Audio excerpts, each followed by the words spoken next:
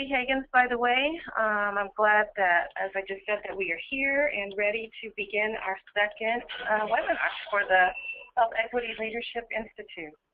To give you a sense of what we're going to do today, I'm just going to spend the next few minutes giving an overview, reminding us all kind of why we're here and the project, and then really we'll move it over then after that to introduce our speaker for today, Dr. Loree Kiley. We'll spend a good chunk of time hearing her actually talk about asking the right questions and influencing ethically to get the results that you want and how that fits with your project.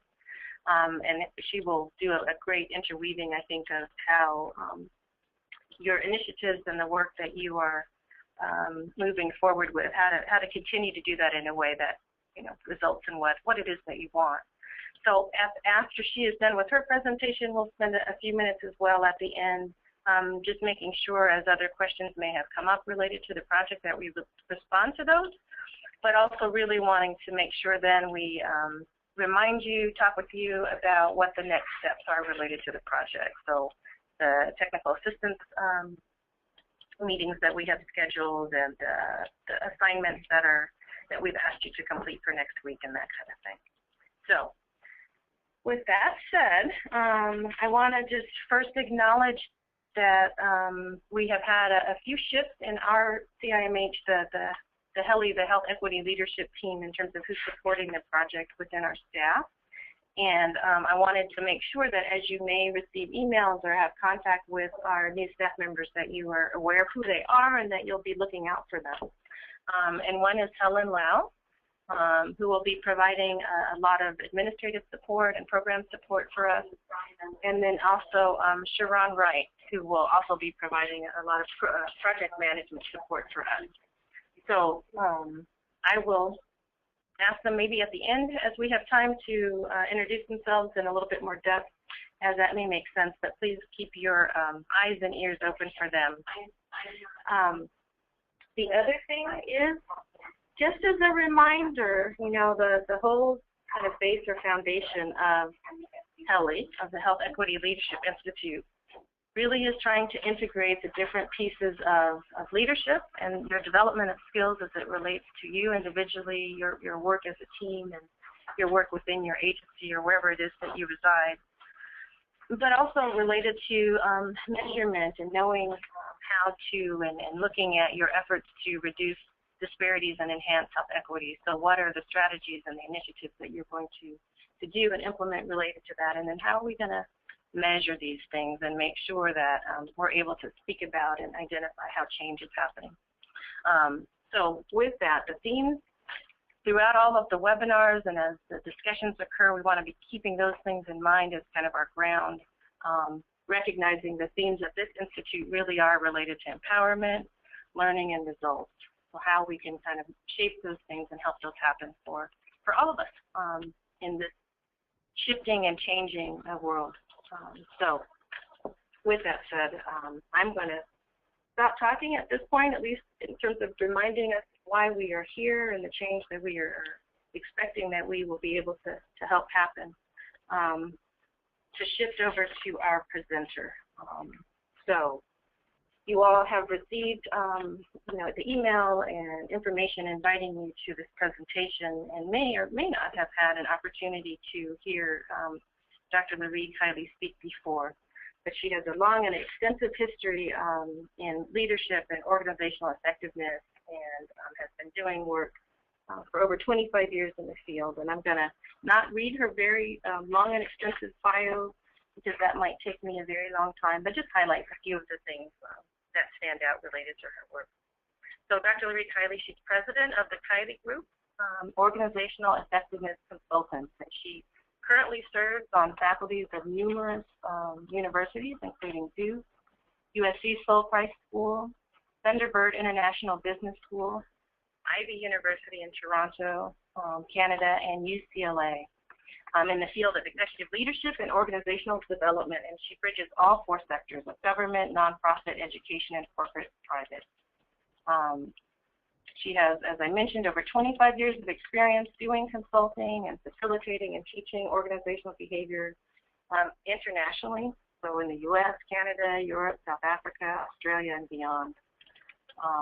She's helped numerous clients, and her group has, in terms of LA County, the City of Rancho Cordova, City of Hayward, the county mental health departments, community action agencies, and so on. She has been the recipient of several teaching awards and is an amazing facilitator and teacher. She's received awards including USC's Golden Apple Award for Teaching Excellence and Distinguished Professor Award from the EMBA program. In addition to papers and articles, she's also the author of The Real Final Frontier, her most recent publication in 2013. So we are very pleased and honored to have Dr. Kiley present to us today and look forward to all of the learning that will happen as a result. So at this point, I would love to turn it over to you, Marie. Thank you. Well, thank you very much.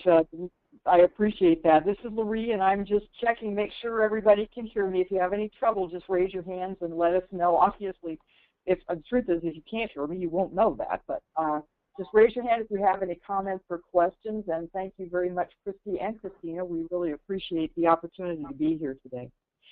Our webinars tend to be pretty interactive, so I will be calling on you, actually. And so they have you muted, but they will unmute you when I call on you.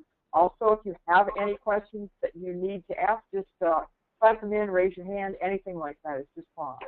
I'd like it to be interactive because this is not about what I know. This is about what you all are out there trying to accomplish. And first of all, I want to start our entire session by thanking you for the wonderful work that you do. It is hard work, it is noble work, and it is very, very important work.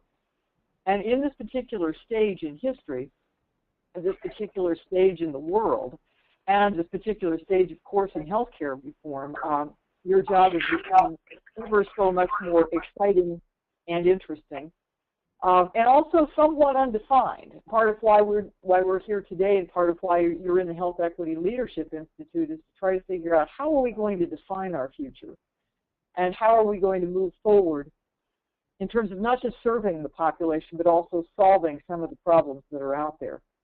And so I'm going to, in some ways, in this session today, we're going to go backwards just a little bit in your program, and then we're going to go forwards in your program toward your project. Although I will say to you that I'm personally, I think it's great that you have these projects. I have a good sense of where each of the counties is in terms of your project, but I'm not sure why we would call these projects, to tell you the truth. I know that they are things that you're taking on to really do, but they're not just really a project. They're actually the real work. And that's what I want to talk about today. Although you're going to focus on these, you're going to take on these particular issues. This is real work. It's not just a temporary project. And I want to make sure that we put this real work in the context in which it should belong.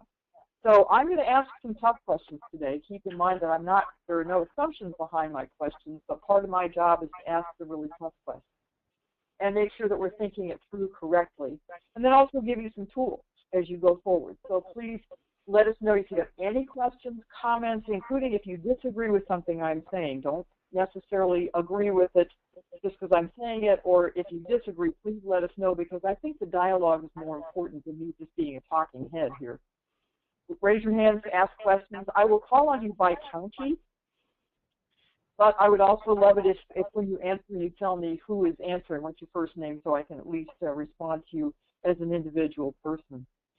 So that being said, let's go ahead and move a little forward here. This particular session, which is sort of in the middle of your program in a way, is kind of the session today is to kind of thread all these pieces together so that in this program you don't end up with a patchwork quilt, you end up with more of a tapestry. And this is the weaving part today, where you've been and where you're going forward. So here's the agenda for today. We're going to talk about asking the right questions.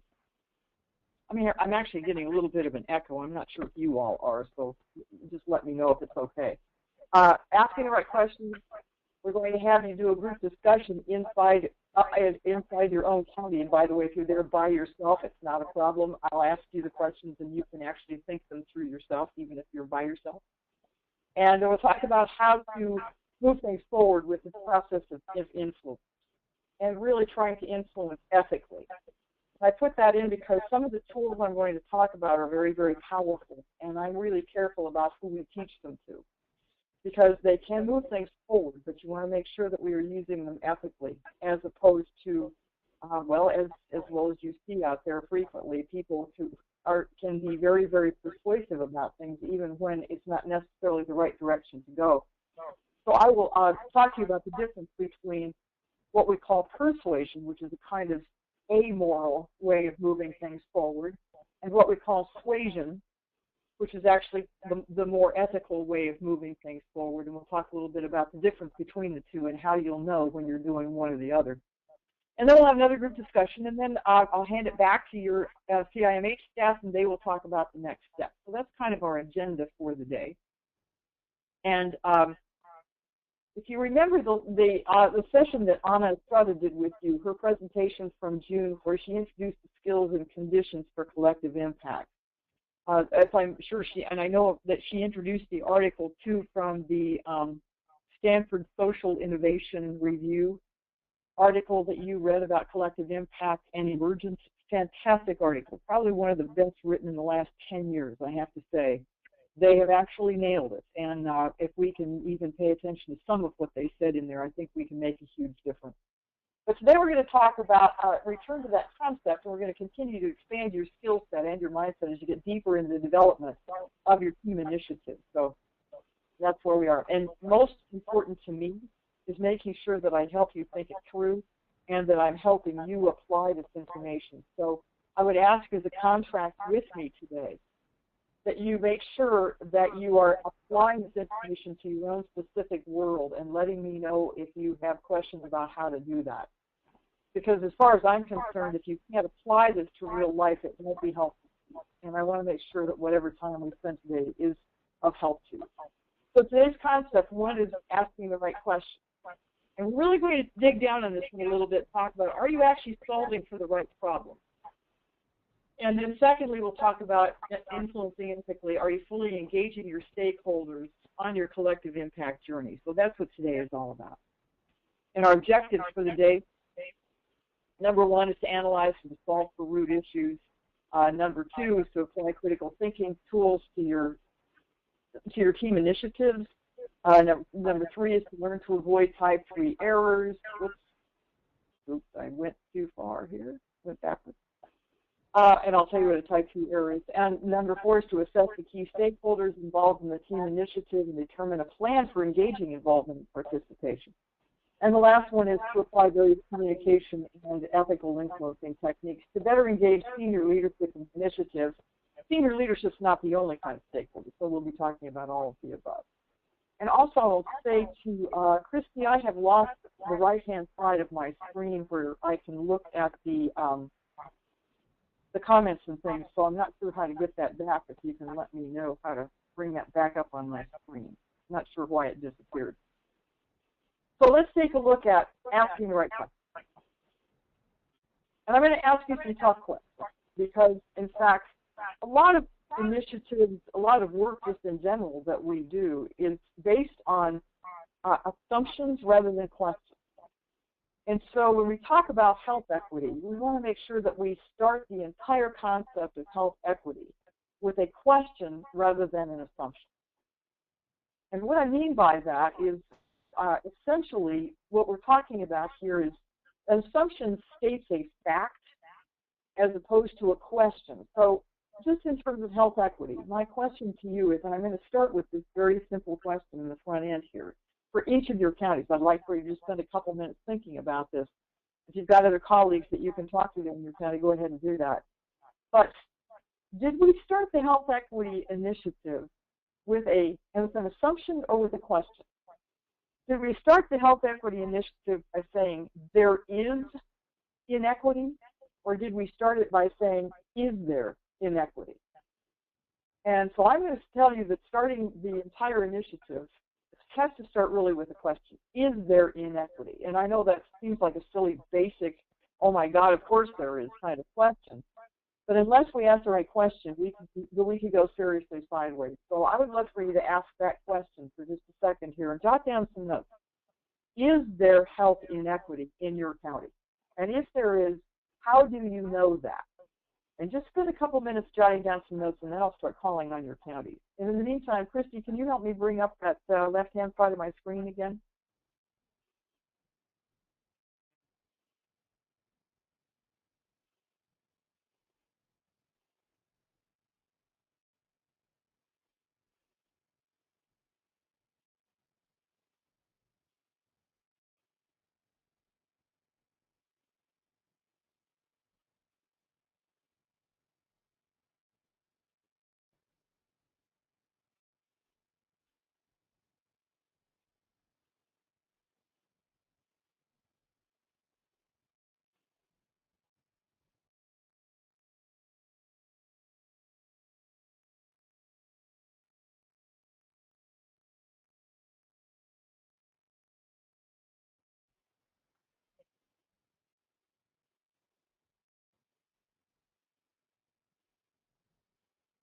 Okay, everybody, let me check in with you and just make sure you're hearing me and you had a chance to think about this question. So let me just check in with Merced. Let's start with you all. Merced, I'm going to try to bring you up so you and I can have a conversation. The question I have for you is there health inequity in your county? And if so, how do you know that?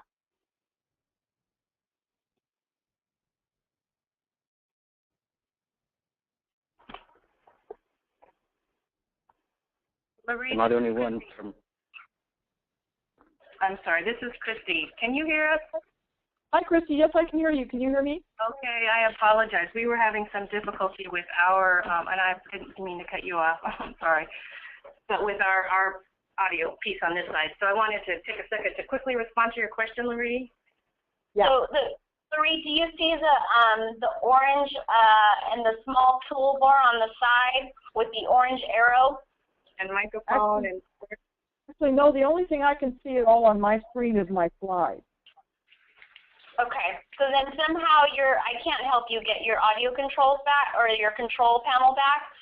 It's somewhere on your screen and you'd have to be able to see it. Huh. We have gone ahead and unmuted our folks who are from Merced so that you can have a conversation with them. Perfect. That's what I needed to do. Thank you. So just check in with the Merced folks and tell me, is there health inequity in your county? And if so, how do you know that?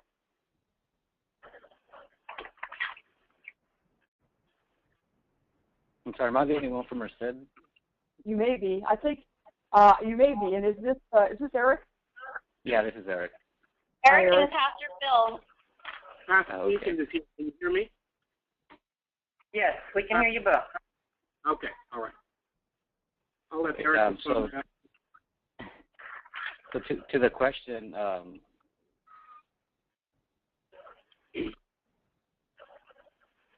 can you repeat the question again? Yeah, the question, we're starting from the very basic premise. We're going to talk about just basically defining the health inequities. We want to take a look at, is there, now obviously it's a really basic question, but it's the important and foundational question. Is there health inequity in Merced County? And if so, how do you know? Yeah, yes, definitely there is. And I think as the group has been getting together, we actually just recently changed the targeted community or group that we decided to focus on. So in those conversations, specific to the group, to answer the question, how we know, it's just the lack of awareness and education there is. And this is among just all the community members, all the residents of Merced County, and also the professionals in the field.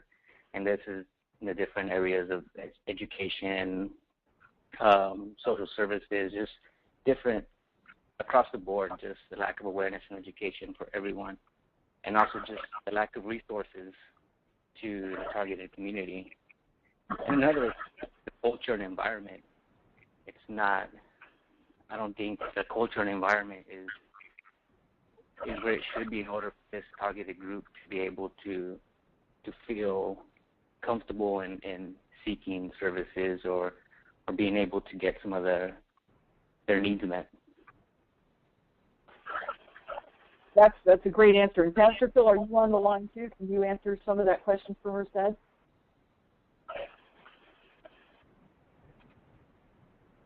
I'm sorry, can you repeat that? Yeah, sorry. So this is for Pastor Phil. Pastor Phil, did you add anything to what Eric said about how you know that there's health inequity in Merced County?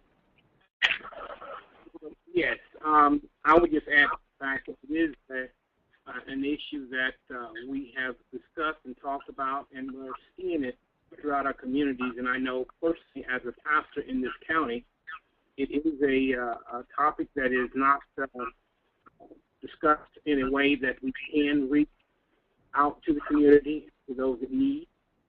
So definitely trying to find ways to get resources to have available, both in the community, but more so in as far as me is dealing with it in with our pastoral support and being able to be open and get to actual issues and concerns that may be within that community that is being overlooked because no one wants to discuss, talk about, or even come to the table.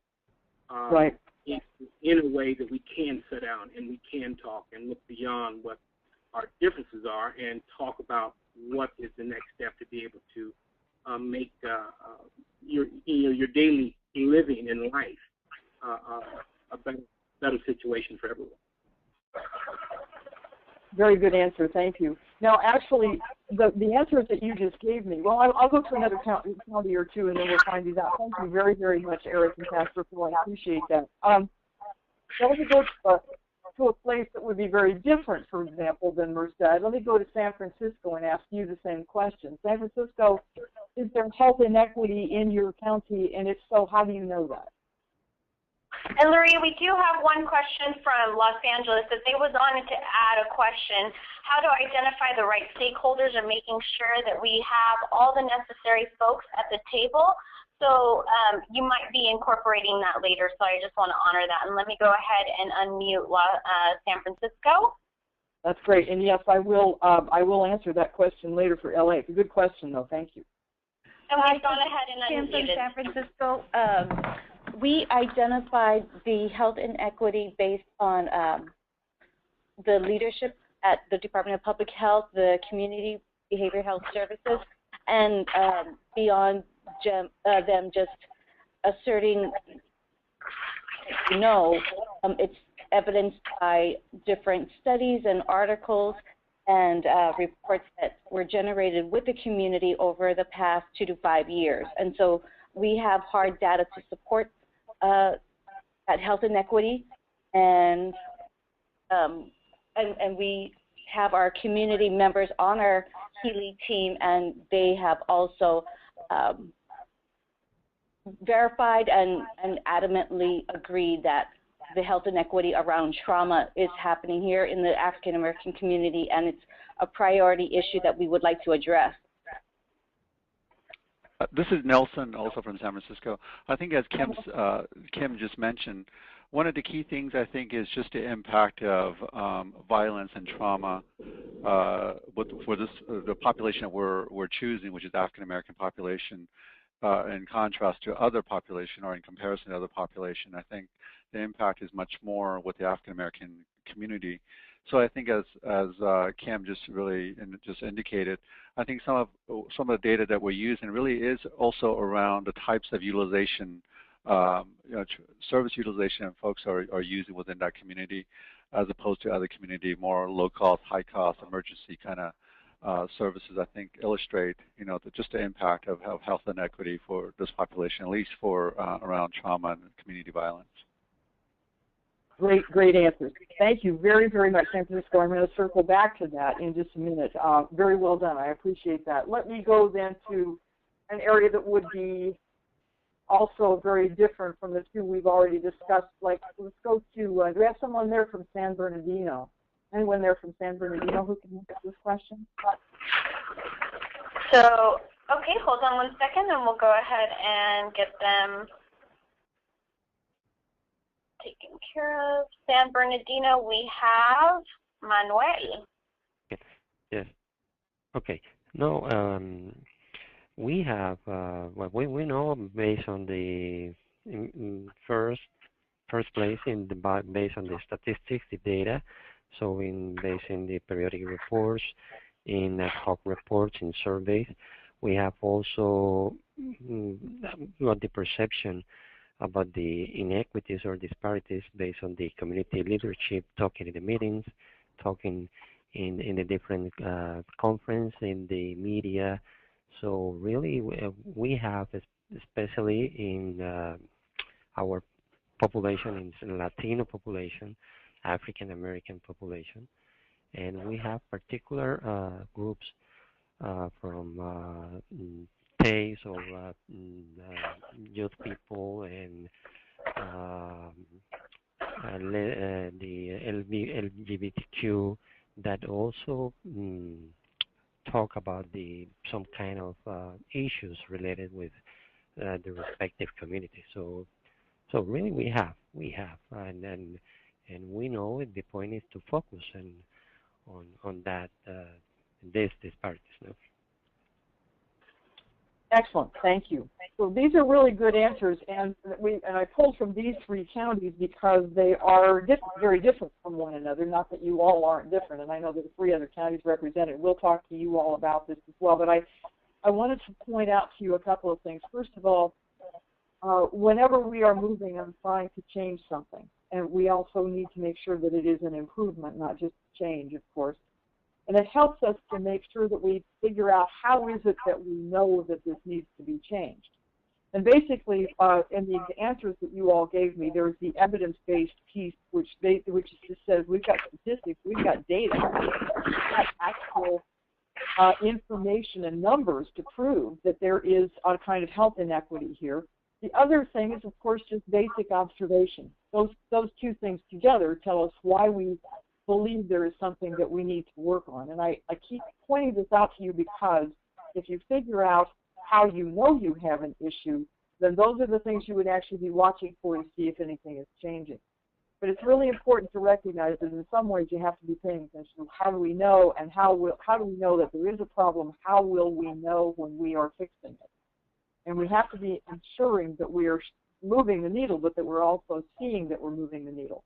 I also want to tell you that, and so we do evidence-based to prove that there is a need, but we also have to be really genuinely honest about whether or not we're showing improvement. And I say that because a lot of organizations today are spending a lot of time serving, but they're not necessarily solving, so the numbers are not necessarily getting better. And we have to ask some of the questions behind that as well. And here are some of the tools that I have for you to help ensure that you're not only serving the public, but you're also solving some of the problems out there, and that they're actually showing improvement, not just change.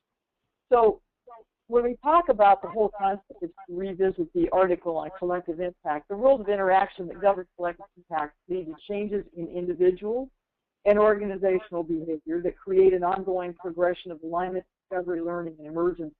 In this case, we're talking about organizational behavior in this quote, but what you and I are all talking about today is community change, county change, large-scale change inside a very large-scale population.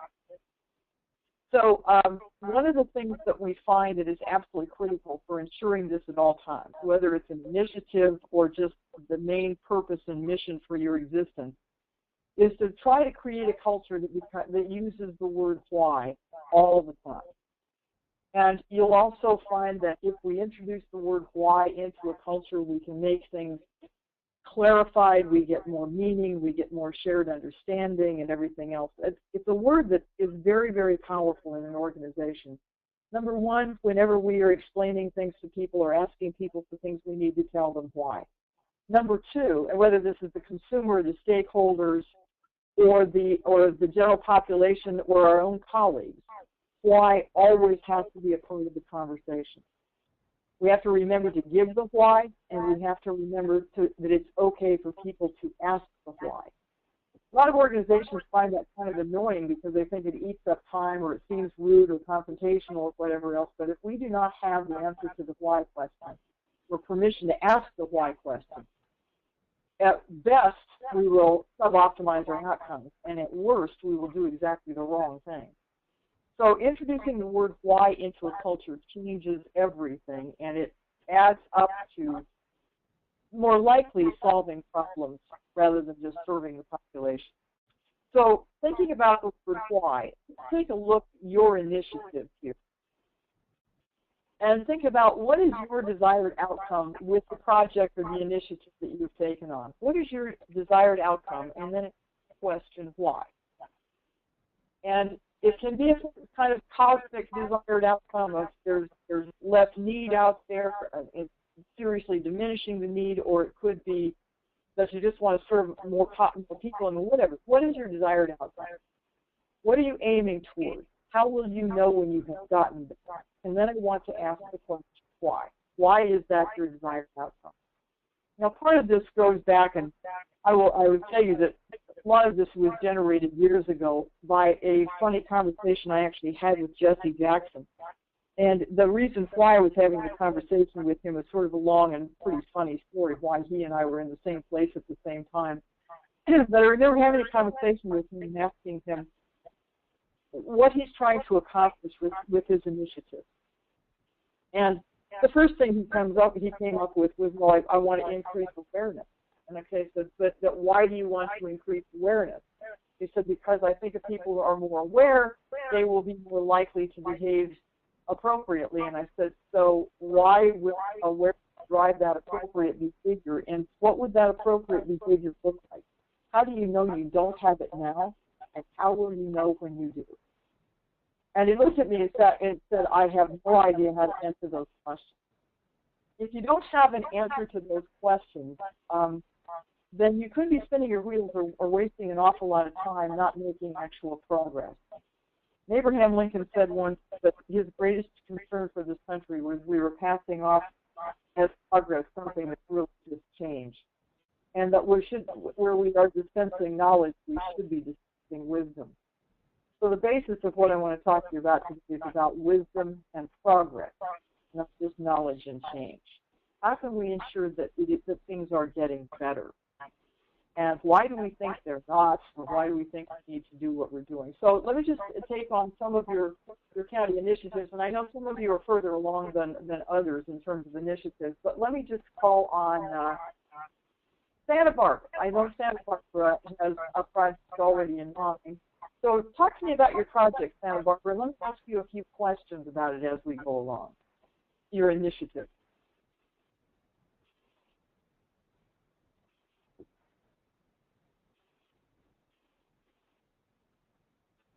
So, Christy, I need you to unmute Santa Barbara. I'm actually assuming Santa Barbara's on the line.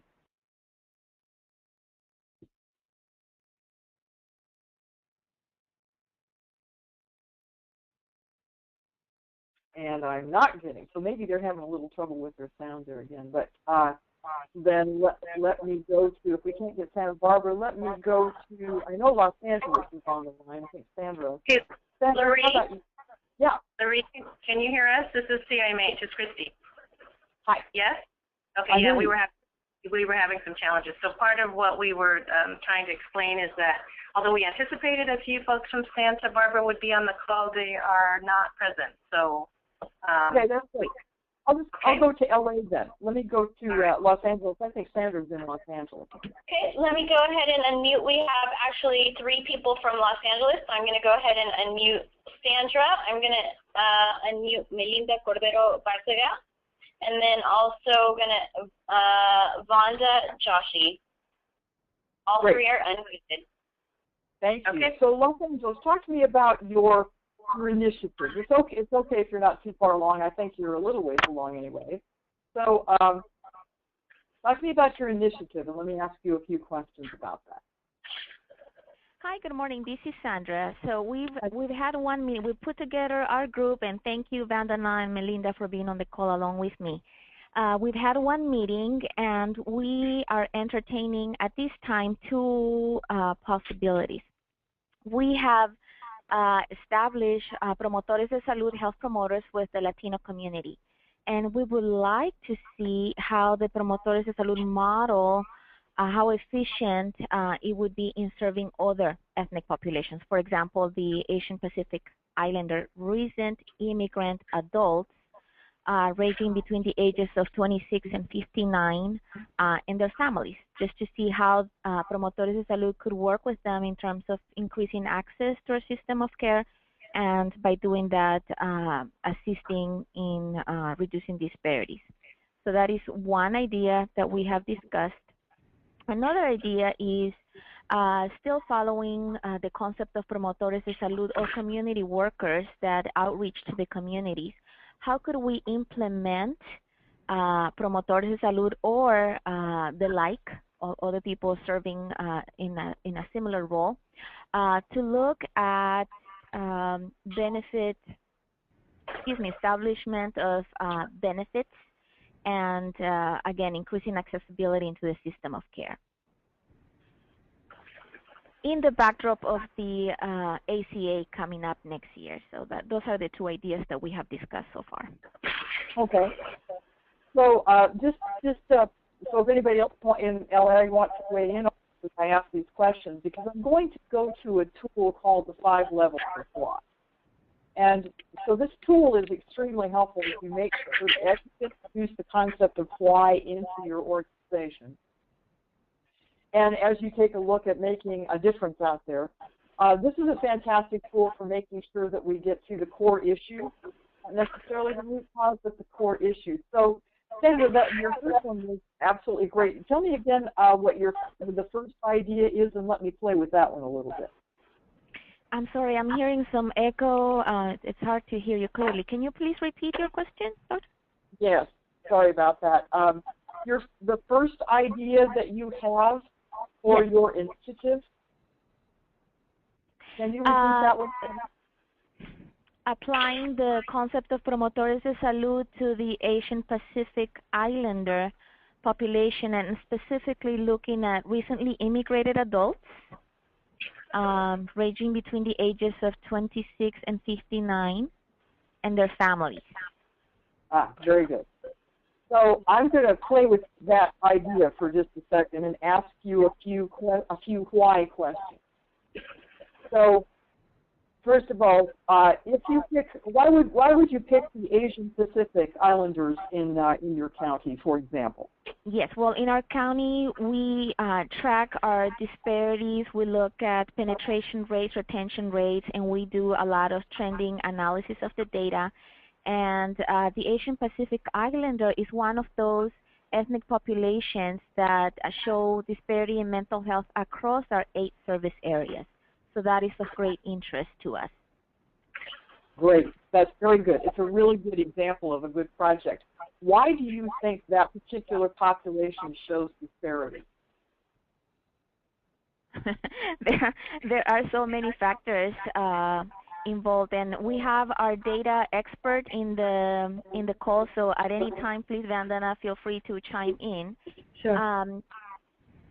Historically, if we look at the needs of these populations, their diversity, the different subsets or subpopulations that we are grouping under the label of Asian Pacific Islander, and their specific needs, not only in terms of language, but in terms of their ways of looking at mental health, seeking help, accepting services that are available. All of those factors play a role into why there is disparity.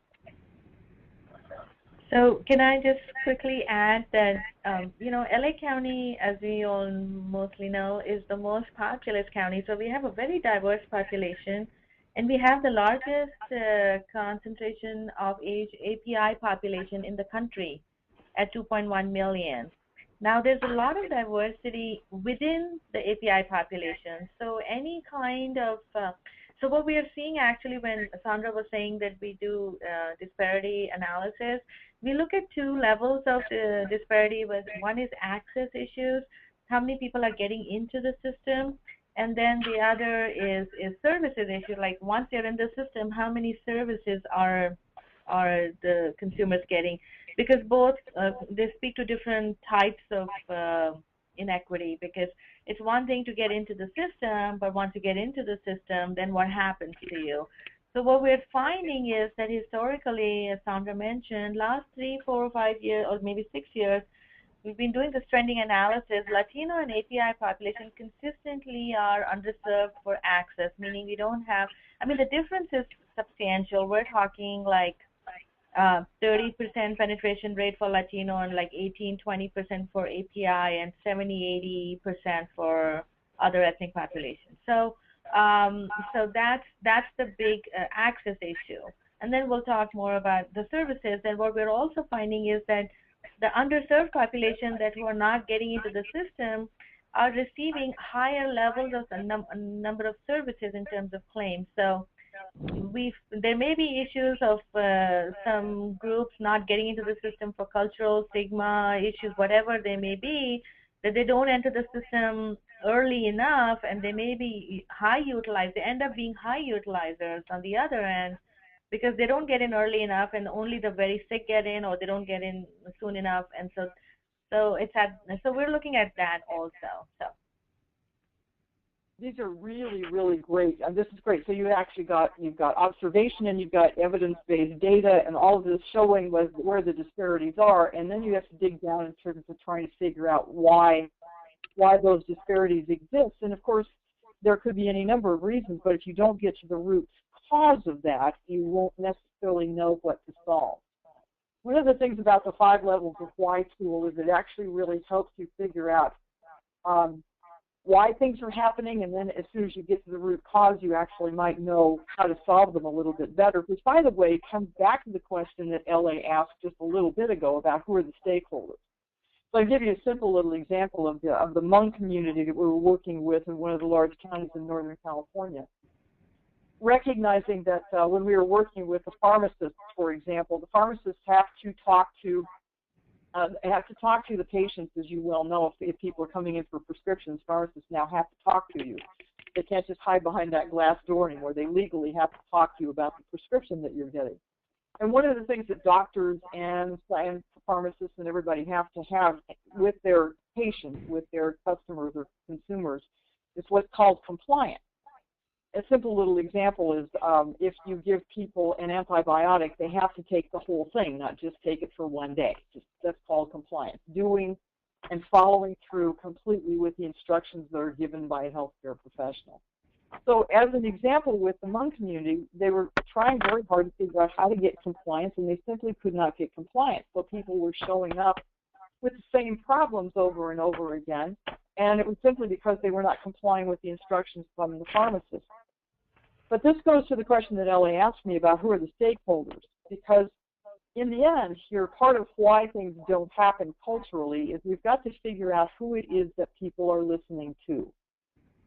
And that's stakeholder, but it's also the core issue, that if people are not hearing from the people that they find credible, that they listen to, they're not going to fulfill, they're not going to get the help, they're not going to follow through on the help, they're not necessarily even going to comply with any of the instructions given. They started finding out, just even with pharmacists, that in the Hmong community that they had, which particularly is a culture that particularly not fond of formal authority, but particularly that is not Hmong authority, that if they had the grandparent or the senior person in the family telling the person to take the pills, then they would be extremely likely to comply. But if they didn't hear it from a high credible person in their culture, in their community, in their family, they were extremely unlikely to comply. So sometimes you actually get to the root cause by just asking why 5 times, but make sure that you do this, because if you don't ask why, if you're trying to solve a problem, ask why 5 times about why that problem exists, you might get to the root cause that you actually need to fix. If you don't go all the way to the 5th level, what will happen is you can solve the wrong problem correctly, which, by the way, is also the type 3 error. There are all kinds of these out there, and we often in organizations stop ever so short of solving the real problem and solve the wrong problem correctly. And solving the wrong problem correctly happens all the time. I mean, and it is often caused, frankly, by the by a group of experts coming together and getting to what we call groupthink. So being careful to solve at the root cause of an issue rather than what the experts think is the root cause. And just for example, this town in Northern California that has the highest number of drunk driving arrests in the country, per capita. And of course, the experts who first see this problem are law enforcement. So another cause of what's called type 3 error, meaning solving the wrong problem correctly, is caused by a group of experts coming together and getting into groupthink, but it's also caused by the people who first notice the problem think it's their problem to solve. And by the way, Christy, I'm getting some echo, so maybe it's got somebody unmuted out there. So what happens, law enforcement, got this town that has the highest number of residents. The first people who notice this are law enforcement. The law enforcement thinks it's their problem to solve. They come together with a law enforcement mindset, and what they did to try to solve the problem was to try to get more money, to try to hire more patrolmen so that they could do more drunk driving arrests. That's called a type 3 error. They're solving a symptom rather than a root cause. They don't realize this. They're not doing anything evil. It's just the way they think. And in fact, we typically solve problems that way. We have to be really, really careful that we're not doing a type 3 error. The way to avoid a type 3 error is to make sure you use the 5 levels of why, get to the root cause and change that. Because in fact, in the example of the community that has all the drunk driving arrests, the root cause or the root issue they have to look at is not how many more people should we arrest and are we catching everybody. The root cause is why is everyone drinking, why are so many people drinking so much in that community? That is the root cause. And so I know you all sort of know this, but I also have to remind some of the experts out there to be really careful not to stop too soon and solve the wrong problem correctly. And oftentimes what you're seeing in terms of health inequity, we can throw a lot of things out there to try to solve that problem, but in fact, in many cases, we may be solving the wrong root cause. So I just throw that out to you because it's important to recognize that we're trying to move the needle, we're trying to make a difference out there. We don't have the time or the energy or the resources to be spending it solving the wrong problem. So that 5 levels of why tool, getting to what is really causing this, is a very powerful tool. And make sure you keep going deep enough to get to where the root issues are. And I don't know actually about, for example, the API population in Los Angeles, which is huge. By the way, it's also, the API population is not all one kind of culture in a lot of ways, because very different islands have very different cultures as well. Try and figure out why there is need, why it is not being met, and then going back into figuring out how do we really meet this. And to the LA question from earlier, it has to do with making sure we've got the right stakeholders in the room. And the right stakeholders, not just the ones who care, but also the ones who can move things. And who are the most credible people. Yes? Sandra has a question. Can we take that question? Please. To clarify, I just wanted to clarify, there is 2 teams from LA County. I'm representing LAC-DMH, but we also have another group of colleagues from Tri-City, also from LA County, and I think that was their question. So I want to make sure that you're aware that you have 2 teams. Actually, I did know that we had Tri-Cities and we had LA, and you're right. I forget that that's actually, if I call LA County, they're both going to answer. So make sure that I go to Tri-Cities folks as well. Thank you very much. I do know that, but I'll call them separate. Call them out separately. So basically, I hope I'm explaining it pretty well. It's easier to do this when we're in a face-to-face session, but really, honestly, digging down to the root cause of something tells us where to really solve it. And being careful that we're not solving things for people who don't necessarily want us to be the ones who are solving them. And all of those kinds of things when it comes to the various different cultures and groups and communities that we all belong to. So that 5 levels of why, it's a fairly simple tool. Let me tell you that as you start to practice it, it's a fairly forgiving tool as well. But because if you end up going down the wrong path with the whys, you can back way up and actually go down a different path. You can tell when you are getting to root cause. This, by the way, comes from engineering. It's in fact, it also comes from pure math. It comes from a lot of high science environments, but it's a terrific human tool. I was working just recently with part of the Canadian government, and the person who runs this particular division, his team is being asked to do something totally different from what they've been doing in the past. And one of them said, "Can you tell us why you've made this choice?" And he said, "Well, I've been in this field for about 30 years, and it just feels like the right thing to do." And by the way, that is the wrong answer. It's the worst possible answer that a leader or anyone can give anybody. It's very much like when kid says why and we get annoyed, and then the parent says, "Because I said," even though it sounds like it's couched in something more legitimate. The truth is, if you cannot answer the why, you better go back and figure out the why. And it is true that this particular Canadian leader really probably did have the experience to be able to trust his gut, but on the other hand, the people around him who are trying to execute on this idea, if they don't know what the why is, they can very easily do the wrong thing, or at the very best, just not do what is necessary. The why piece is absolutely critical in an emergent environment like we're in, with all this change going on. If we don't know the why, we actually have to go back and figure it out. So, simple little tools, hugely effective, will keep us from wasting time and energy and resources, and we don't have that kind of luxury. So, I also remind you of these 5 foundational questions. If you add this piece, and I know that some of you have seen this before, but if you add this piece to the 5 levels of why, always using these 2 slides on everything you do will keep you from wasting time, wasting resources, but even better, it will make sure that you're solving the right problem.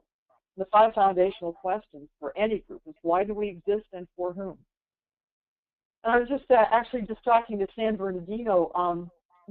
Some of the folks out there in San Bernardino have hired us to come in and do a negotiation course just for the leadership in the county. And it's really important to recognize that we can spend an awful lot of time and energy on even good negotiations and forget that we're solving for the public good. So San Bernardino's called us in to make sure that whatever negotiations happen there, no matter how small or how big anything is negotiated there, that it keeps in mind that you are negotiating always for the public good, which I really love. You gotta love a county that can actually see that and make sure that they don't do that. And just even, we were talking about some examples of, or even a purchasing agent in San Bernardino, they can get the best possible price for something and a really good contract with somebody, but on the other hand, it may not solve the problems for the community or for the public good. So doing everything they do there under the umbrella of serving the public good is huge. And it's often that we will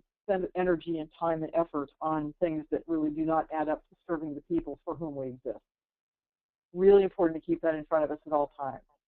And whatever it is that we're doing, in what way does that enhance our consumers' outcomes?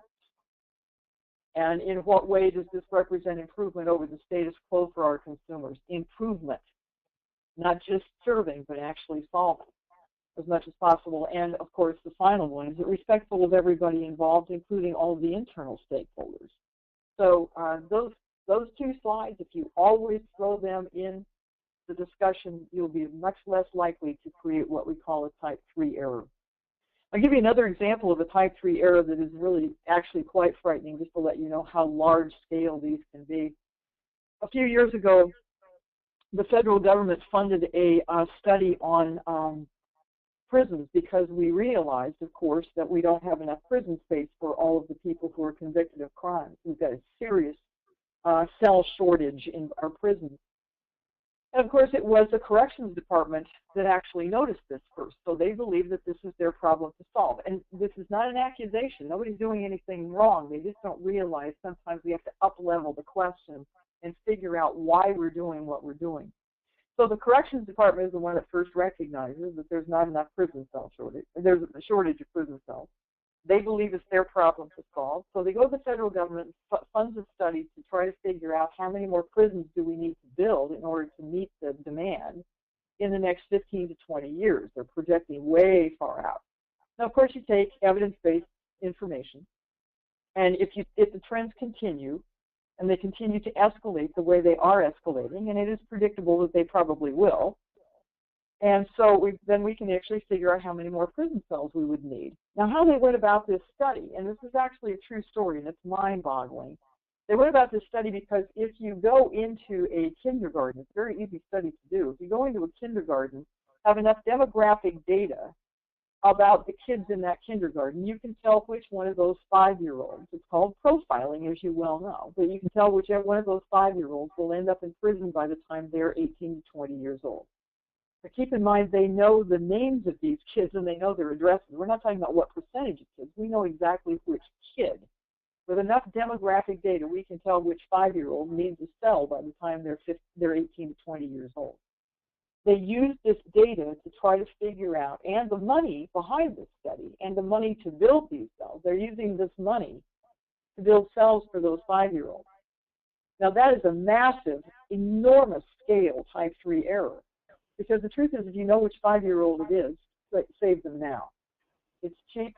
They are contributing citizens. They're not a drain on society. They're a contributor to society. But keep in mind that these type 3 errors can be extremely large scale and very harmful and very dangerous.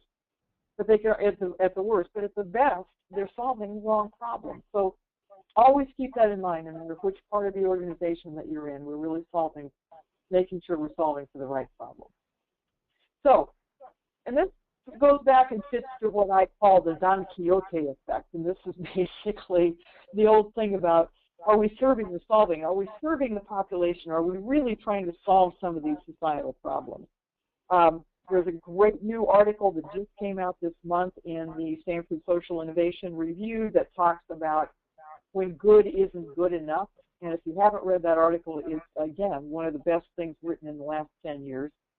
About let's try to tackle some of these real social issues because we're throwing an awful lot of resources at things. Let's make sure that we're actually trying to solve some of these social issues, not just chase them. And I call it the Don Quixote effect because he's the one that, of course, jousted at windmills. And people said, quit jousting at these windmills and living in your imagination and trying to aim for what is best possible and best imaginable. He said, because you'll get caught in that windmill and it will fling you down into the mud. And Don Quixote said, yes, or up among the stars. It's called the Don Quixote effect. Start also out aiming way too high. Aim for best imaginable, and you'll be more likely to accomplish it than if we aim too low and just try to improve the statistics in our evidence-based analysis. So keeping that part in mind, as you work on these initiatives, think about if these initiatives actually solve the problem, what would it look like and what would be the best imaginable outcome? And this takes you way past the best practices idea. Best practices are a necessary but not sufficient condition. We have to have those at the very least, but making sure that we are aiming for something much, much higher will ensure that we will probably be more likely to get there. So if you take a look at all of these kinds of things, if you look at collective impact and you look at the why of a questioning culture, it really boils down to making sure that we are forming questions rather than answers in the form of inquiry. And there are 4 fields of inquiry, of course, that we've talked about some of these. One is just that we're in an emergent environment. We don't know how things are going to turn out. We don't know how to do these new things, especially healthcare reform. We have no idea how that's all going to play out. It's an emergent process, and we want to make sure that we are in front of it as much as possible so that we can carve it out or have an effect on how it turns out rather than just being victims of somebody else deciding it for us. My group is actually doing a lot of work now in Los Angeles, also in San Francisco, and in Alameda, and so on. We're doing a lot of work on healthcare reform, especially around the kinds of work that you all do. And there's some amazingly creative ideas coming out of these counties that will be absolutely phenomenal, and they're aiming really high. And they are trying very hard, and these are the counties that I'm most familiar with, but these are the ones who are trying very hard to make sure that they are in front of the change and trying to carve out the change instead of just reacting to somebody else telling them what to do. There's also the field of inquiry called sense-making because there's a massive amount of information coming at us. And as I asked you earlier about How do you know there's a problem, and how will you know when you have fixed it? Keep in mind that it is both observation, which is an anthropological way of trying to find out what's going on out there, but there's also the evidence-based. All of the above is really important, but we want to make sure that we don't pay attention to just one or the other. We have to pay attention to both, and it's our job to make sense out of it. The best way to make sense out of it is to use the 5 levels of why. And then also to make sure that we're avoiding type 3 errors because we don't have the luxury of solving the wrong problem correctly. But it also goes to a field of inquiry called co-creating. How do we co-create? You know, we've been talking a lot. In the old days, there was the word cooperation. We had to cooperate with each other. And then we moved to the sexy word called collaboration. That's the new hot button. You know, collaboration is actually a little too soft also. Collaborating means we've got something we have to do and we have to kind of help each other get it done. I would suggest to you that the more current term is beyond collaboration. We have to co-create these things. And we have to co-create them with our stakeholders, with our peers, with our colleagues, with our consumers. And you all know this because that's the world we live in. We've got a singular opportunity right now to co-create our future. That's way beyond collaboration.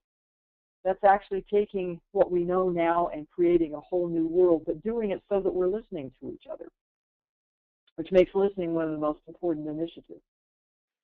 Sense making, to go back to that concept, is we just have to make sure that we pay attention to how we can unintentionally build bias. And this is why I asked you the early question of, are we walking in trying to solve health inequity because we believe there is inequity, or are we saying there is, or are we asking if there is? Because we have to watch out for our biases. And our bias, we all have bias. Human beings have bias. And we have to just be careful that even our helping bias is not taking us sideways to solve the wrong problem. So, you know, there are all kinds of biases that I would have you take a look at. But mostly the one that I think we have to be really careful of in our world is the confirmation bias, which on the slide is the last one. When we start down a path, we start looking for evidence to support the direction as opposed to ignoring the warning signs and so on. The confirmation bias is very simply that we continue to look for evidence that backs up the opinion we came in with. And if you're really trying to shift and have a real honest to God initiative that you want to make a change, make sure you look for disconfirming information to prove yourself wrong, as well as looking for information to prove yourself right. If we do that, we'll be much less likely to create a type 3 error. So type 3 errors, as I told you, this is a phrase coined by a guy named Howard Reifert. Why they call it type 3 errors, by the way, is he was poking fun at statistics, because if you know about statistics, there's a type 1 and a type 2. He's just making fun of statistics by calling it a type 3 error. But basically, it's defined as solving the wrong problem correctly. Please, I beg you, if you're going to spend this kind of effort and energy, make sure you're solving the right problem. Get to the root cause. Here's some recommendations around type 3 errors. Never trust a single definition or a single formulation of an important problem. And I would also add, never trust a single data point or a single type of data. A single person or organization by itself cannot determine whether it's committing a type 3 error. And this is why one of the things I love about the mental health field is that you have always, always, always involved consumers. And so that's also really important to make sure that we're not just allowing the experts to decide things for people, but helping them, giving them a voice as well. Also, never ever trust only one solution to a problem. The studies right now on innovation and creativity say that to make sure that you're solving the right problem with the best possible solution, you have to have at least 3 possible solutions before you make a choice. And always remember what you're solving for and for whom, and we cannot think entirely within our own function anymore. We have to look horizontally across the community. So let me just give you all a few minutes to talk to each other about what we've talked about so far, and then come back with some questions. So I'm just going to be silent for about 5 minutes and see if you want to come back and ask some questions, and then I'm going to go into some of the stakeholder analysis. So take about 5 minutes. If you're by yourself, you can just write down your own questions, but it's more important to me that I've given you something that you can think about and apply to your world. So let me give you about, well, I'm going to give you about 4 minutes here to talk to each other or think it through or write down questions write down anything that you can think of to how you can apply this to your environment, and then I'll start calling on you.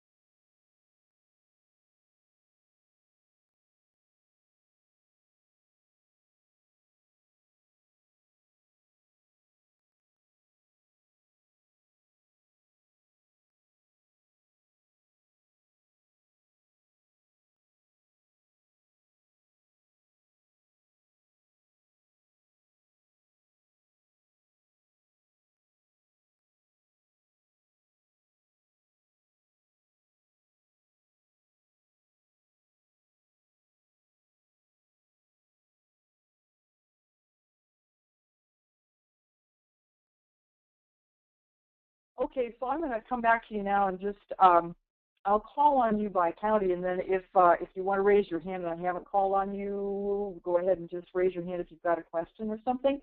And I'm assuming Christy will be paying attention to that because I can't see if you're raising your hand on my screen. So Christy, let me know if people have questions. But let me just go ahead and start by talking to the Tri-Cities folks. Hi, I haven't spoken to you guys yet. How are you? Hi. Oh. How's everything going for you all? I understand you've been having some interesting, like protests or something out in your neighborhood recently, and Yeah. making the news. Well, we had a city council meeting here in Pomona. It's with regard to a project for housing, and it seems like we have local individuals who have a voice opposition of having those people in the housing projects. So Tri-City representatives and local organizations have been attempting to persuade the city council not to listen to those voices because that would be a certain bias. Well, first of all, there's an underlying bias that the individuals we are serving are going to be. Tina, what was that? I think one individual, one woman spoke at the meeting and said, as a neighbor, she said that she knew of an incident where there was a homeless individual, I believe, or someone that was mentally ill that was living in her apartment complex that became rageful and aggressive. And that one scenario was, you know, everybody kind of took that as in generalized, I think, that, okay, we're going to have mentally ill clients, mentally ill consumers that go to Tri-City, and they're going to be living in this housing, supportive housing, and they're going to be violent. That was the misconception, and also the stigma that in our community continues, you know. I do know. It's really interesting. It's one of the things we talked to Alameda County about ages ago, and LA asked a question earlier in this session about, you know, who are the stakeholders. Every single solitary human being in your counties, whether they live there or work there or drive through there, every single person in your county is a stakeholder. And I think you're tripping over one of the biggest frustrations we have in general right now, is people taking one piece of data and then blowing it up and generalizing it into thinking, okay, one example is now going to be a truth. And you're right, those are biases. It is also true, oddly enough, that these folks are also part of the stakeholder population, even though they are the ones who are against what you're trying to accomplish in many ways. They are the stakeholders because they're the ones who can keep you from doing things. So back to LA's earlier question, who the stakeholders are, anybody who has any effect on being able to move things forward or stop them from moving forward are all stakeholders. And so I'm going to talk about that a little bit. But I do honor and know that you guys are going through some tough times out there, and let us know if you need any help and tap into your network, because there are lots of folks who would love to be of assistance if they can. So talk to me about, in general, in terms of the concepts that we've talked about so far out there in the Tri-Cities. Are there any questions you have? Can you see something that you can use that we've talked about so far? Did we jar any thoughts loose? Well, I was intrigued by informed inquiry, and we were talking about emergent issues. And I think probably even with ourselves, we need a better definition of our mission. Yeah. So that's going to be very critical with regard to how we collect the data and make sure that the data is appropriate. And as you said, make sure it's inclusive of every voice. And that's, you know, when one voice is heard, like that example that Tina gave us, giving a broad brush with regard to the population we serve, if that becomes the only data point that people focus on, then I think we're going to have to catch up and make sure that we get the information that is more appropriate and makes more sense. That way we can hopefully curtail some of that stigma that has arisen in our area. This is a really good application of what we're talking about. A couple of things I want to say to you. First of all, and I'm kind of kind of ignore the word mission anymore because it's so overused and people don't really know what to do with it anymore. You know, mission, vision, and all that stuff. Most of the time it's been created so it gathers dust on the shelf. What you're really looking for is why do you exist and for whom? And I think those questions, as you constantly push back to that, will be tremendously helpful. We had we're working with a client. It's a small town up in Northern California that was going through a handful of a kind of groundswell little initiative that was created by just a handful of citizens because they knew that they had a lot of public health issues from the data that was coming in from public health. They had a lot of what they call chronic disease issues in this town. And so a handful of citizens from very, very different places in life. Some of them, one owns a great big international corporation, another one owns a small organic grocery store, another one works in the hospital. I mean, these are people who came together in this small town because they wanted to do something, anything, to create a better health in that community. So they got a little tiny bit of a grant, and they held a fun run, a little bit of a mini marathon, just to draw awareness, because they thought awareness at least is the first step towards solution. So they had a fun run. It was great. The only tiny mistake they made was the person who was in charge of the refreshments at the fun run brought donuts. So that was the only tiny little mistake, but they were pretty forgiving with that. And they had this wonderful fun run, and it was a big deal in the town, and they got a lot of awareness and so on. And they spent all the money on that they got in the grant. It was very small. And they called us and said, You know, so we're out of grant money, but we don't know. Should we just quit now, or should we do something else? And if we do something else, what should we do? In the process of the conversation, they said what they really wanted to do, if they could, the really big, best imaginable thing they wanted to do was to take on the fast food restaurants, because in that particular community, they have more fast food restaurants accessible than they have healthy food places. And so they wanted to take on the fast food restaurants. They said, what do you think about that, Lori? And I said, if you take on the fast food restaurants, no business will ever open its doors in your community again. What people don't understand is that if you ignore the contrary voices, you escalate them. And if we fight them, we escalate them. It's about drawing a circle that is inclusive of them, finding the common ground and solving it together. Now, I admit to you, that is very complicated. And it's because, and I'll tell you, I think I finally, out of all these years I've been on this earth and working on this process, I finally figured out why it's so complicated and why we don't use that process very well. Because war is easy, because peace is hard. But the minute we ignore a voice, the minute we fight that voice, the minute we try to talk them down and tell them they're wrong, we actually escalate it. So your point in this is really important to recognize that some of the most important stakeholders you have in this process are the ones who are against what you're trying to do. And the best way to get to that is to listen to figure out what it is that is causing them fear. Because it's usually fear at the root. And once we can actually take a look at the 5 levels of why in their antipathy towards what we're trying to accomplish, we actually now have a new friend. And I know that sounds kind of pie in the sky, but the truth is it actually works. So what this small town in Northern California decided to do was live by this wonderful old poem. I think it's called The Circle Game, saying, he drew a circle that left me out, a heretic, a rebel, a thing to flout, but the truth and I had the wit to win. We drew a circle that took him in. And oddly enough, you end up with friends instead of enemies. And those stakeholders are absolutely crucial. And there's some ways, and we'll send out, I'll send out a tool for you to understand this one called persuasion model, but you can, we don't have time, it sort of takes some practice, but how do you actually get people who are against you to be on your side, as opposed to just trying to render them impotent, is a really good process. It really, really works. But the root of it is called listening. So thank you. That's a really good point there in the Tri-Cities. And I know you're going through some tough times. Just keep in mind, listening is the most important root.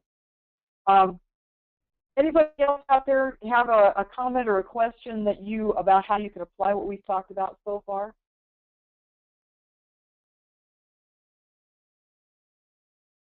Christy, I'm assuming you'll find out if anybody's raising their hand.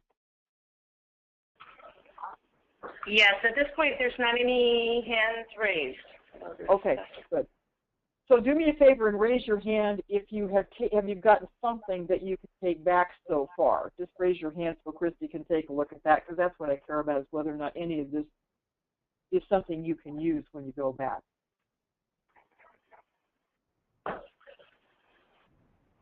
So we're seeing some hands go up. Okay, and good. The question you're asking, Lori, just so people know, so they can raise their hands, is have they gotten something so far that they can apply to their team, to their initiative, based on what you've shared? Is that the question? That's right. Yes. And you'd like to raise your hands if that's the case. So we're seeing hands from Merced and Tri-City.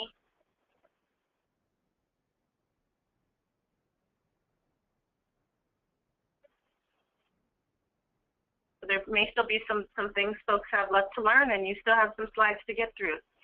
Okay, that's good. So just make sure that whatever we're talking about is something that you can use when you go back to make sure you're solving the right problem.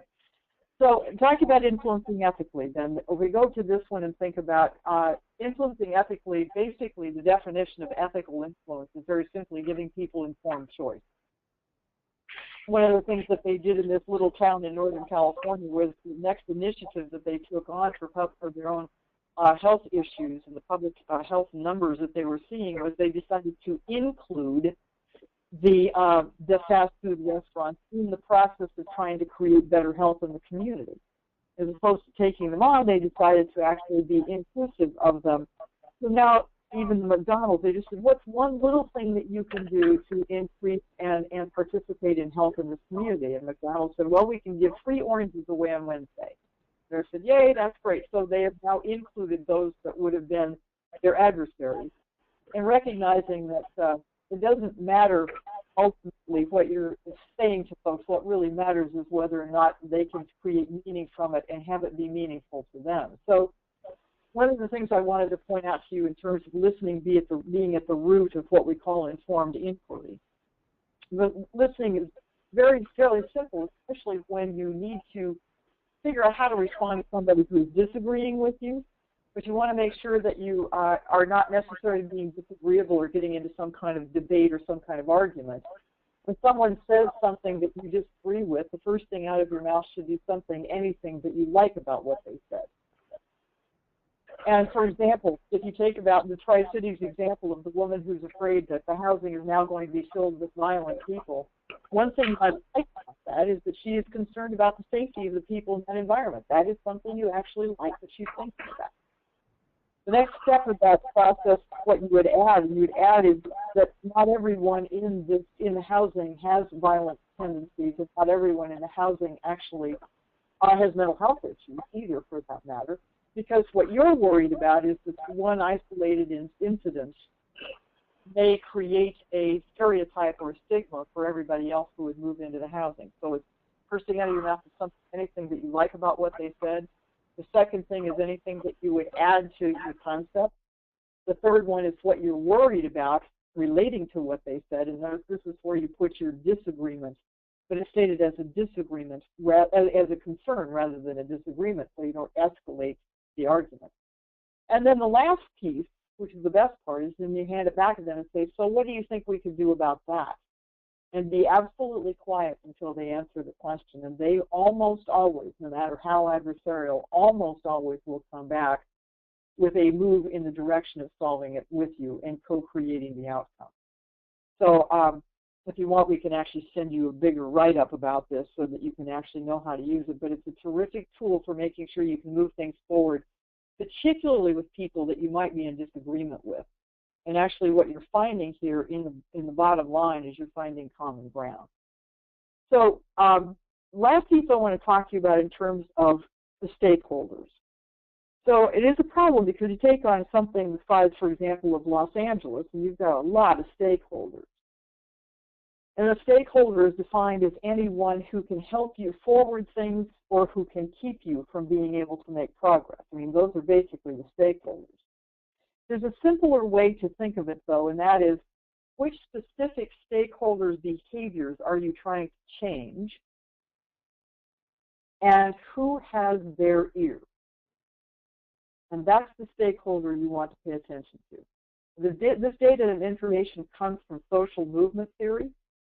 It's also how we know that it's how various different campaigns are run. It's how they finally got people to stop smoking. It's how the religious right created their campaign. They got a very stronghold. It's how we run political campaigns. I mean, there is an actual field of study called social movement. And if you're trying to move something really large scale and very transformative, some of the data on how to move in social movements is a very important piece of information. But the basic root of it is, in order to change other people's minds, you have to find out who has their ear and get them on board so that they can go capture the others. We care more about where the information comes from as human beings than we care about the quality of the information. So as soon as you know that in terms of ethical influence, and you give people informed choice, saying, I am actually trying to change your mind, I mean, tell them what you're doing. But send people to deliver the message that are the people that they would listen to, because we care more about where the information comes from than the quality of the information. This goes back, evidence-based practice is a very, very, very powerful tool. It is absolutely great, and it is not enough, because evidence is not compelling to people. What is compelling to people is who they hear it from. So the simple answer in a very short, brief little webinar here today in terms of trying to move the needle, figure out who you're trying to move, figure out who has their ear, Get them on board with you if you can, and then send them out to capture the others. So that answers, hopefully, in a kind of generic sense, but a very root issue sense, the question that L.A. asked me earlier about who are all the stakeholders you need to have in the room. The ones you need to have in the room are the ones we call the key influencers. Who are the people that the folks we're trying to move will listen to? And that conversation, to get them on board, demands our listening more than our telling. So to get them on board is recognize that the culture of questioning and making sure that we are listening carefully to where people are coming from and where their concerns are and so on, using the listening laws, can actually almost always get us friends as opposed to enemies. And recognizing that anybody who's going to get in the way is probably going to be more harmful in some ways than the people who are trying to help us. Ignoring or fighting other people's opinions who are opposed to us will actually escalate. So I've got lots and lots more information on how to influence and how to move things forward, but I wanted to give you those key elements just so that you recognize those and hopefully can help you go forward to try to change things and make the difference that you're trying to make, and to move that needle ever so much toward solving rather than just serving. So I'm going to hand this back, actually, at this point, to the folks there at CIMH and let them kind of wrap this up and see if you've got any other questions. I'll be on the line here still, but I'll hand it back to the CIMH folks to kind of wrap this up. Think in terms of applying any of this information to the initiatives that you're trying to define, that you're trying to actually make happen. Last piece I will add is that talk is cheap, and it really ends up in the end. Alfred Adler said, life happens at the level of action, so trust only action. It still has to be implemented, or an initiative is not just an idea, and it's not just a set of meetings. It's actually about how do we implement these ideas in order to make a difference. So I'll leave you with that. Thank you so much for your time today. Let us know how we can help. We've got lots more information. If you need anything, we'll send it to you, so you can email us, or if CIMH wants us to, we can send them some of the tools and they can email them out to you. But I hope this has been helpful for you today in terms of trying to move things forward. So I hand it back to Christina and Christy. Thank you so much. Thank you so much, Lori. That was amazing. Can everybody hear you? I want to make sure everybody can hear me. Lori, can you hear us? This is Lori, and I can hear you. Okay, excellent. And that means everyone else can as well. So although we can't do a full kind of audience applause, maybe those of us who can be heard can just take a moment and say thank you for that, and just for providing that overview of how to ask questions and the importance of why and listening and all of that as it relates to the initiatives and the work that we're doing. One of the things that we wanted to do is, and you've been doing this all throughout, Lori, so thank you for that. But one of the last slides that you had actually up, and maybe you can move it forward, that we'd like to pose before, moving to wrapping up with the next steps and things, is just posing that question and seeing if any of you would like to respond. How do you imagine applying these concepts, these influence concepts, to the work that you are leading on your initiative, and are there places where you're stuck?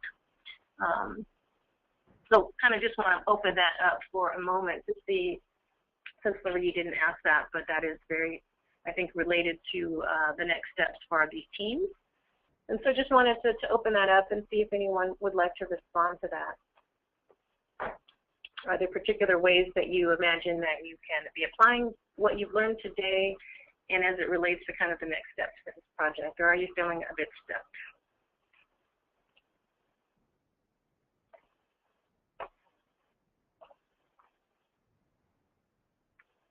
Okay, and I'm not seeing hands going raised. Maybe that process of calling on folks is helpful to get that type of response, since everyone is still muted. I think Nelson may have his hand up. Is that right? So hi there. Well, thank you for all the information. I think this was very important. On our end, one of the things we're going through right now that we have some key stakeholders involved with our project is really around now asking the question, is the aim and our objective, is that what we had a meeting, for an example, yesterday where it was just our own sort of CBHS, the DPH team. We were kind of going through sort of revising our objectives and also some of the action plans. And it was just really interesting to, I think, again, this is kind of where these questions are, these type of questions would be very critical, is are we really even having the same thoughts? I mean, are we actually understanding what, each of us sort of came, I think, slightly with our own understanding of what we think we're kind of, going to be doing this collaboratively. And it was really interesting to see how there were, we all sort of were on the same, I don't want to say the same page, but we all sort of had, we understood the goal and we understood, the objectives and the aim. But I think we all sort of had our own sort of idea of how we thought it was going to work. And then I think in that the key piece is really also on my end as an ethnic service manager is really also really looking at the voice and just sort of are we really how much of what the community is wanting are we really implementing versus a very, I mean, it's very easy to kind of say DPH, based on, the evidence, based on this, based on, needs assessment, this is what we need to do and this is how we can strategize.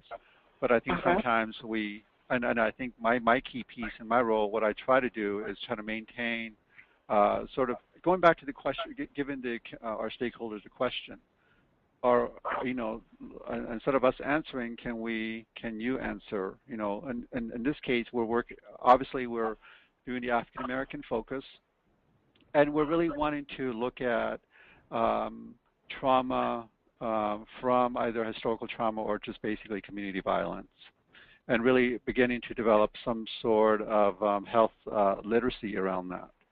And I think the literacy piece is that, and that's kind of a good example there, is what we're going to create going to be what we think the community needs, or is it, and then more recently, I think the piece on the other end from the community side is let us tell you about how we experience and what we think, how we experienced it, what we experienced in terms of community violence, and develop, some of the key strategies based on that. So I think, overall, again, going back to asking the questions over and over, and I think are some of the key factors. And the other part of it is we do have a number of sort of African American focus initiative already sort of in progress within different aspects of DPH. So I think it's really kind of going through that and really seeing how some of these things can be integrated into what we're doing. So it's a very interesting, a lot of asking questions, and I think this is where it would be very useful. Well, thank you for sharing all of that. Nelson, you covered, I think, a lot of issues and dynamics in terms of the obvious connection to the community and stakeholders, but I also heard you addressing some of the internal kind of team dynamics as well related to leadership, right, in terms of being able to apply all of this information that Laurie has talked about to your interactions with each other as well. And I think more importantly, on my end, my piece, I'm really, I try to focus it from the context of how do we really engage, and then I think this was really well stated in this presentation, is who are the key stakeholders within the community, and we really are engaging the faith base, two churches specifically, two pastors that are really going to have key influence on the community. So I think really beginning to see, as we begin to roll this out, what are the key sites or key entry points in the community where we're going to be, sort of doing some of the pilot on what we want to do. So I think it's really was who are the people that we need to talk to who will be, influencing the community. Absolutely. Yeah. Nelson, can you all still hear me? This is Laurie. Yes. Yes. So Nelson, this is a really, really good, you're really applying it in a very non-linear way, which is great. I'll give you an example of that. We were trying to work on an initiative in Los Angeles City, and trying to figure out how do we work with the African American population, particularly the young people around violence. This is a few years ago. And of course they hired me. There's no way the people that we were trying to move, and these were young people we were trying to get to participate less in the violence and to do other things at the time and so on, and particularly in the African American population. And so they hired me, and they knew for a fact that no way are these young African American folks going to listen to to an older white Irish female. Mm-hmm. So they brought me in and said, where is the core of this where we can get people to listen? Well, we found two cores when we actually figured this out, that the people that they were listening to, we went straight to the First AME Church because they would listen to those folks there and gave them the tools for influence. And then we actually then brought in the mothers who had a huge amount of influence over these young people, and recognizing that the mothers in the First AME Church in that particular population were the best places to be hearing the message. Mm-hmm. So they hired me to tell them how to create the message, because who we hear it from is the only way the only thing that really matters. Who we will listen to is what moves the needle. So you're absolutely right, Nelson. Very, very good. And also thinking about, remembering you're looking at community violence. You don't want to just look at how do we reduce it. You need to look at why does it exist in the first place. And I think and then the key piece I think from around that is, again, we've been really focusing on the other sort of the root causes, which is really bottom line. I think in our county, some of us are pretty proactive around really addressing and beginning to have a dialogue around historical trauma, racism, systemic racism, institutionalized racism, and really looking at that and really sort of engaging, I think, our communities and talking about the impact of that, but also how that also underlies what we see today within communities around, family violence, domestic violence, either gang violence, and really not just looking at the incidences or just looking at the news, but actually really beginning to, have a dialogue. And there, like I said, I think there are already some initiatives already in place. And for us, I think on our end, it's a good thing that that's in place, because I think we can, in some ways, try to integrate some of those things. But for the ethnic service manager, my role really is beginning to develop. I mean, I see this initiative as something we need to develop a good leadership, you call it co-creation, maybe collaborative partnership with the community and the key people in the community, so that, if this is very successful, then we want to go large, maybe begin to do something more, on a larger scale, after this project is over. So I think but the key piece is really engaging, again, on our end, the faith-based community, because they're definitely the sort of the key site in the community setting. And we've also been doing some work like that in Stockton, of course, where Stockton has huge amounts of problems, and it really is about the community dialogue. We've held meetings where they were both gang members and former gang members and police and sheriff in the same room at the same time. I'm pretty sure about 90% of the people in that room were packing. And really they actually sat down together and had an unbelievably healthy conversation about why is this occurring and what can we do about it. Mm-hmm. What I love about that is the same thing that we have to move in all directions, is the very people that we are solving for have to be part of the solution. And that's the social justice component of it, is more about community empowerment, and for the community to feel like they really are doing something, that they're a part of doing something for the community. So I think that's right. Sorry to interrupt, but we do have a few others who have made some comments that we'd like to address or acknowledge. So moving forward, we do have one from Pastor Phil Jenkins. For the next steps, this info was very helpful for me in many ways, like info on co-create, collaboration, the bias info that help ask the right questions. Thank you for that. And then we have another question from Los Angeles. Clearly, from Vonda specifically, clearly we won't be able to include all the stakeholders in the Learning Collaborative due to resources and time constraints. How do we keep everyone informed, at some level engaged in the process, so that we can get sufficient feedback? That's a really good question, of course. And no, you can't have all the stakeholders, by the way. You want to be careful of having gargantuan meetings that are no longer controllable. But the truth is, it's actually about building a network And what Anna and I can do is send out some information to you about that. But if you remember back in the old days, we used to have these phone trees where if there was an emergency or there was a crisis or even our kids were in school and we needed to let everybody know that school was closing or whatever, there were telephone trees. And I knew who I was supposed to call and they knew who they were supposed to call and so on.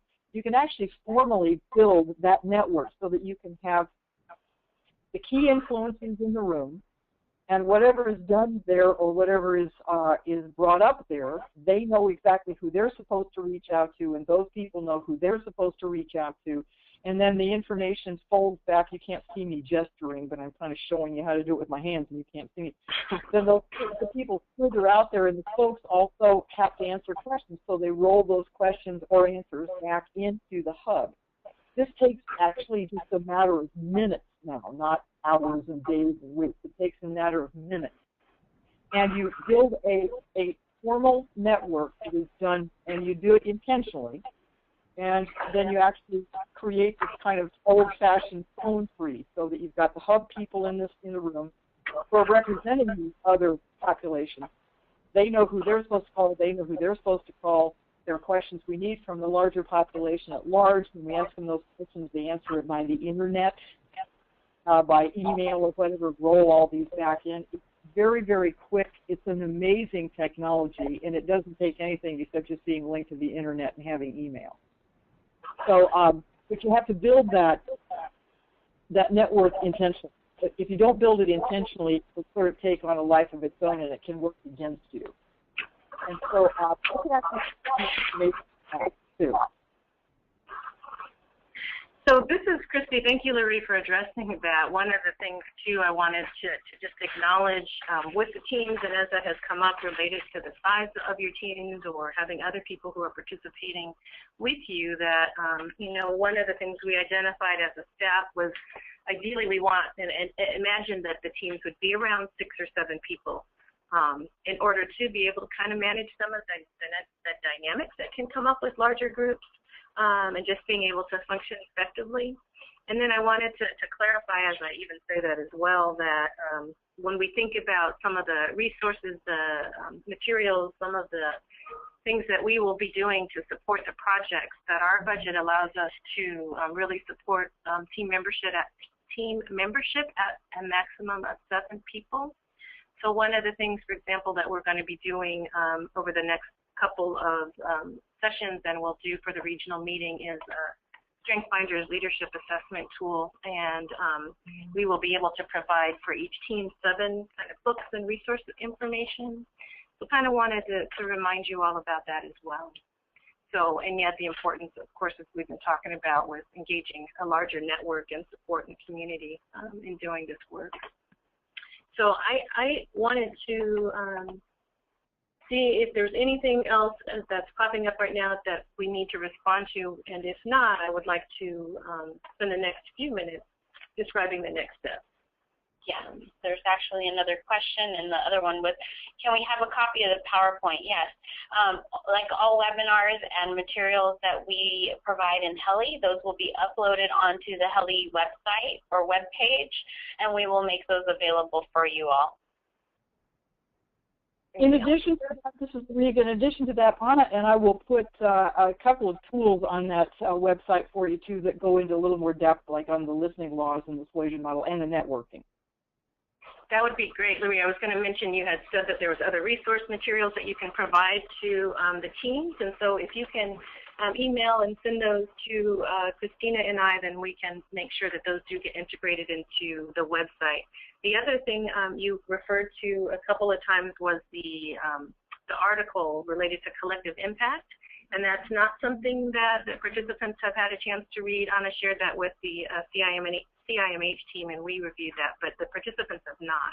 So it would be great to have that, and know that you all can have access to that as well. We'll send that to you right away. Okay, great. And we have a question from Manuel. Go ahead, Manuel. Yes, it's just a curiosity about the presentation of Dr. Kiley. She talked about the type 3 errors, but my question is if there are any type 1 in type 2 errors that she didn't mention. I know in statistics theory they exist, but are there any type 1 and type 2 errors related to this presentation to know about to ask the right question?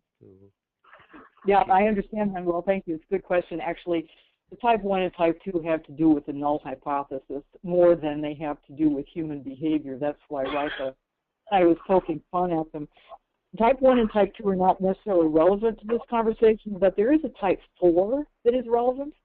The type 3 error is, solving the wrong problem correctly, but that is because people are trying to do the right thing. They don't know they're doing it, and they're doing it, with all good intentions. The really scary part is when it becomes a type 4 when we know we are solving the wrong problem, and we know we are aware of it, and it becomes institutionalized. That's the scariest one of all. And, there are lots of examples of that. School testing is probably a great example of that. They thought testing was a good idea. It was a type 3 error. Now everybody pretty much knows it's not a great idea. It's already institutionalized. And even though we're aware of it not being helpful and that it might be harmful, it is actually sending us sideways, but it's so institutionalized we're letting it go ahead anyway, even though we are aware of it. So more importantly, from the type 1 and type 2 are not relevant so much, but the type 3 and 4 are. Okay. All right, thank you for clarifying that.